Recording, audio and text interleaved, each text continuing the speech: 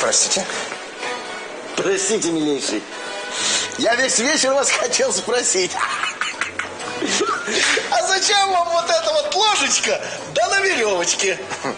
Ну, например, я внесу вам суп, и туда падает, простите, муха. Я беру эту ложечку, и эту муху, оп.